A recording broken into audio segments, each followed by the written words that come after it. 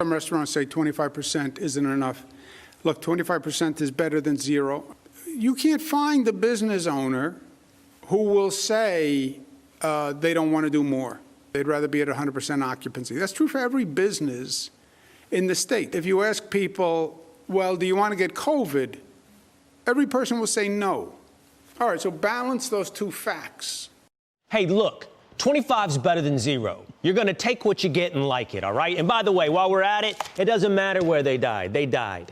This is the language of the governor of New York, Andrew Cuomo. So let's see how that resonates here in New York. Let's see how it resonates with another New York politician. That's Congresswoman Nicole Malliotakis. Congresswoman, thanks so much for being with us. Good morning to you. What do you make of this response from Cuomo and the kind of language he's using? Well, the real issue here is that he's treating different regions in the state differently. He's discriminating against New York City. If you go to Long Island, they have 50% capacity. If you go to other parts of the state, they're operating at 50% capacity. Yet here in New York, he shut down the entire industry for now it's going to be 2 months.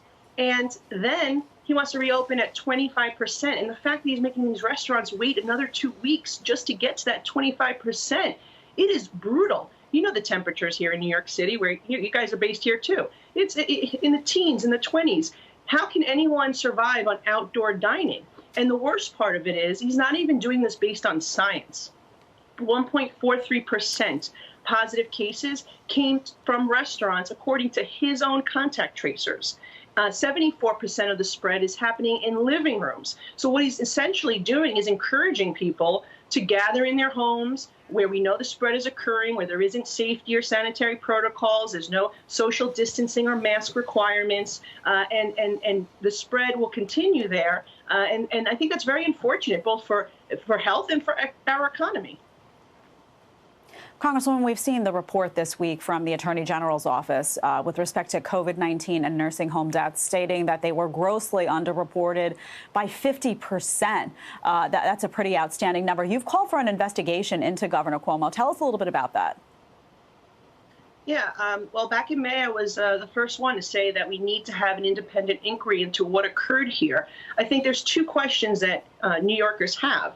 One is, what information did he base this decision to allow COVID-positive patients, not allow it, to actually mandate it, that COVID-positive patients had to be accepted by nursing homes where our most vulnerable live, which we knew from the very beginning, our most vulnerable or the most susceptible to this disease. And then secondly, why did he continue that order even after President Trump sent the U.S. Navy Comfort Ship, the Javits Center was set up, emergency hospitals like the South Beach Psychiatric Center here on Staten Island were set up, and that executive order continued nonetheless. So those are the two main questions that I have, but I've already called for the health commissioner to resign, as many other elected officials in New York did. And the governor, of course, accused us of playing politics, but this is his own hand-picked Democrat attorney general who has now come out with this scathing report. And the governor said on March 17th, the buck stops on my desk. And so now people want accountability. They want answers. And as you know, on the federal level, Representative Scalise is the ranking member of the subcommittee that's been looking into this. We also have a Department of Justice investigation that's ongoing, which we hope will continue without interference from the Biden administration. And, people want answers, and they want them now. You mentioned accountability, answers, investigations. That also stems into where this all came from in the first place, the China virus. And people have smeared the idea that it came from a lab. Remember, Tom Cotton posited that early on. He was smeared as a conspiracy theorist. Now we're learning that's where it did come from. Well, Bill Maher has been willing to talk about that as well on his program. Here's a portion about what he talked about and the origins of COVID-19. We've heard a lot recently about the fact that maybe the virus did start in a lab. Let's talk about that. The fact that there is this lab, I think it's the only one in the world quite like it, in Wuhan, where it started. It would almost be a conspiracy theory to think it didn't start in a lab. You would think. Right? And that theory was demonized at first, that, oh, it can't, that, come on, that's conspiracy thinking, that it would started in a lab. But it certainly is a 50-50. Your reaction, I mean, what can and should be done now that we're learning clear as day the Chinese knew about this and it had emerged from a lab?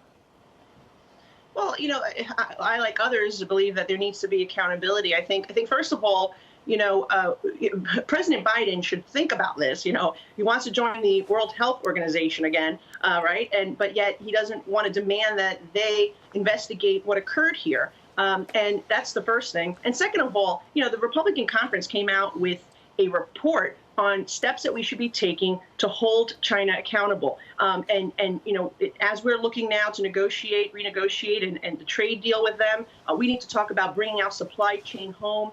We cannot be dependent on countries like China for PPE or for any of our supplies. And so this is something that I think not only Congress, but the president needs to work with us to make sure that we are becoming independent from nations like this. And I think that's the most important thing we can be doing to really hold them accountable.